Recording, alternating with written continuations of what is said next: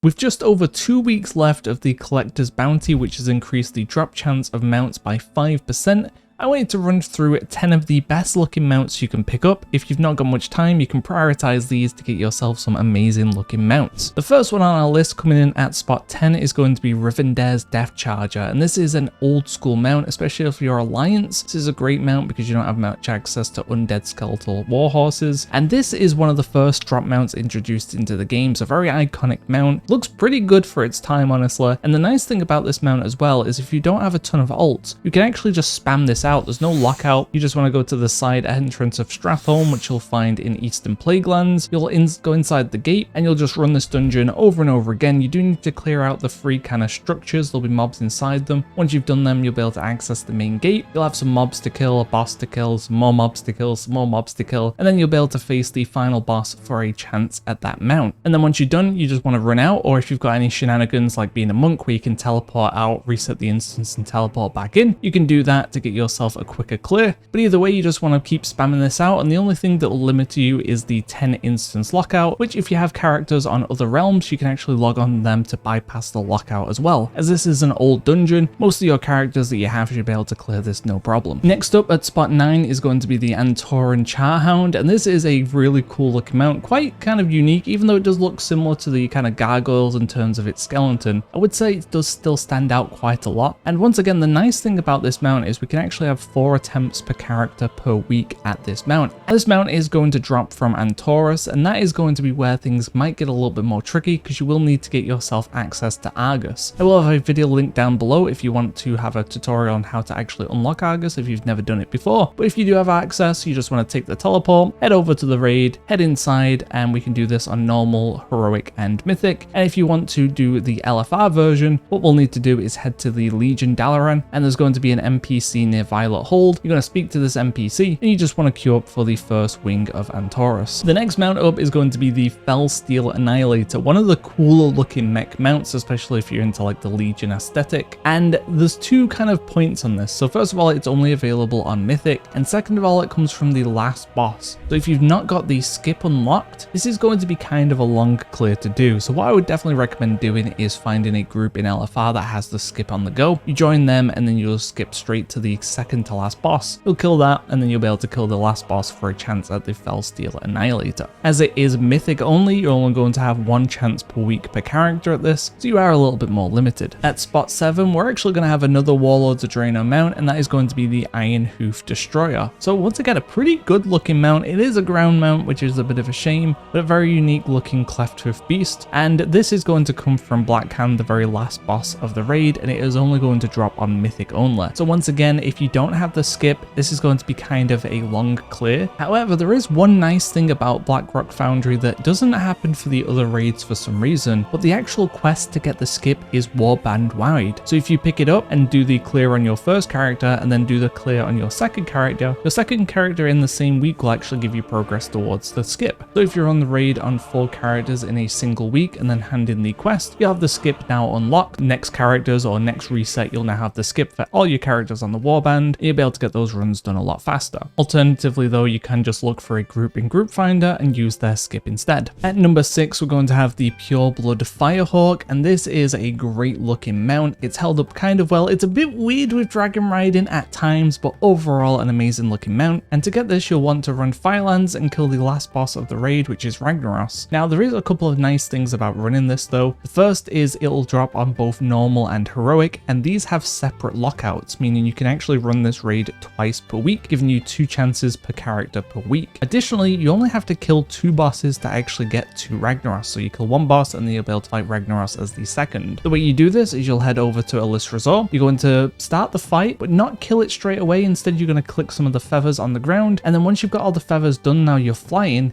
you can actually kill Elis Resort, and you're going to fly kind of like diagonally and up towards where Major Domo is. You're going to be able to fly over the invisible wall, over to where Major Domo is. You'll be able to land, and now you'll be in that area. This is going to save you a ton of time, and it's great as well because you're going to be doing this twice per character as well, so you can just do this back to back. The other thing to note as well is killing Elisrazor will give you a chance at Flame Talon of Elisrazor, which is another mount. Doesn't look too bad either as well, so definitely worth grabbing if you've not got that too. The next mount up for us to talk about is going to be the Glacial Tidestorm, and this is going to come from Jaina Proudmoore in the Battle of Dazara lore, and this is going to only drop on Mythic, meaning you'll have one chance per character per week at this mount. Now to access this raid, you'll either need to go to Borealis if you're Alliance, or if you're Horde, you need to kind of go just outside the Great Seal. A bit down the path, there'll be an entrance there and you can enter the raid. As soon as you enter, there should be a skip that will take you straight to Jaina, and you won't have to do the rest of the raid. I think that's just baseline for everyone now, very similar to the Siege of Orgrimmar skip. So you can just click on the NPC and go straight to Jaina, and then the fight is going to be a little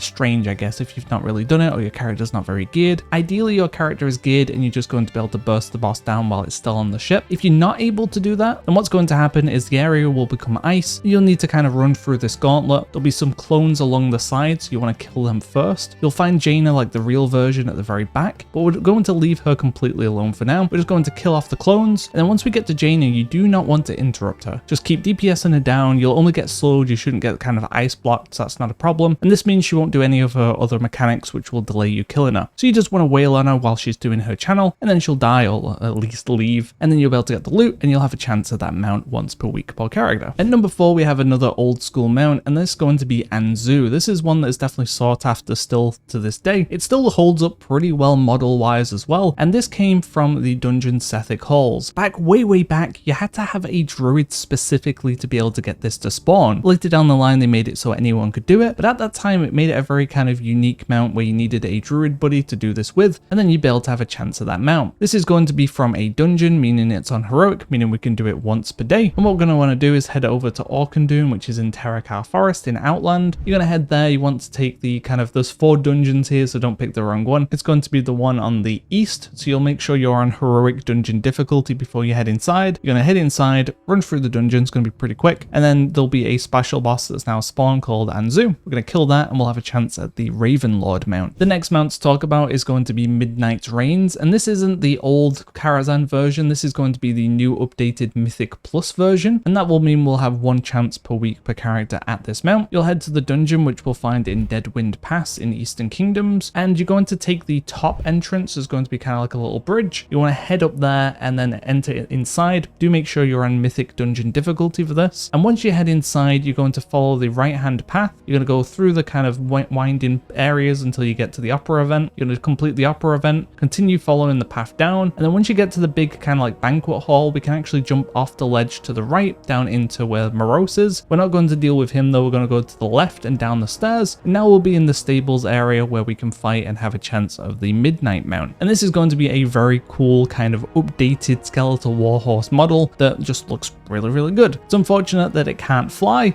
but overall still a very cool looking mount. At number 2, we have Ashes of Alar, and if you had this back in TBC, you were the god. You know, everyone was stood around you in Shattrath City. If you mounted up there and just sat there, you'd eventually kind of gather a crowd of people being like, whoa, that mount's so cool, how did you get it, blah blah blah. They really like the mount, and even today it holds up pretty well, and it's just fun to fly on as well with the ribbons coming off it. There was a period where the ribbons were removed, we did get them back, but either way, an amazing mount. And to get this mount, what we need to do is listen to a lot of RP and be kind of held hostage by a raid. We're going to head to the Eye, which we'll find in Netherstorm in Outland. You want to go inside the raid. It doesn't matter what difficulty or raid size you're on, because it will default to only one size anyway. And this isn't going to drop from Alar itself. We're actually going to skip Alar and head all the way to Kel'Thas. You're going to start the fight, and you're going to have to deal with the mobs coming in one at a time, and then you have to deal with the weapons, and then you have to deal with all 4 of the mobs at the same time, which are probably going to CC lock you for a little bit until you can get a few of them killed. And then once you're done with all of that, you're going to be kind of forced to just wait for quite a while. It's not broken, don't worry.